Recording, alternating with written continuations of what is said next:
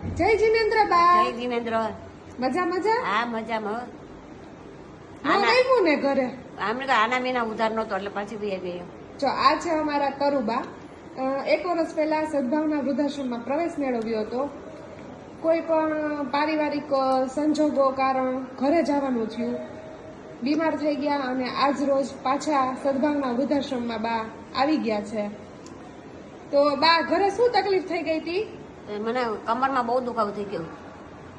ઘરમાં કોઈ છે નહીં, મારે કોઈ છે નહીં, કોઈ નથી. એટલે હું એકલી જ હતી ને આડોજ પાડોજ બધા કેટલું કરે મારું.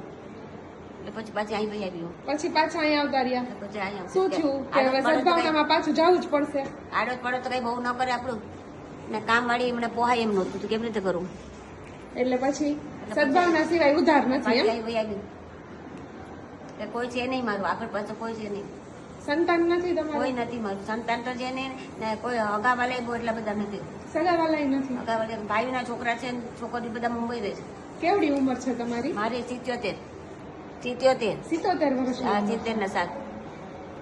હમણાં 2-3 મહિનાથી કમરમાં દુખાવો વધી ગયો મને બહુ. ત્યાં બધું ફોટા પડાવ્યા, દવા બતાવવા લઈ ગયા, ત્યાં બધું કર્યું પણ હવે ફેર નથી પડતો. બસ અહીંયા આવી ગયા ને એટલે બધું સારું થઈ જાય. તો એટલું જ કહેવાનું કે આ વિડીયો જોનાર આપ સૌને પણ એક વિનંતી કે આપની આજુબાજુમાં પણ કોઈ આવા નિરાધાર માવતરો ધ્યાનમાં આવે તો સદભાવના વૃદ્ધાશ્રમ સુધી પહોંચાડજો. ધન્યવાદ.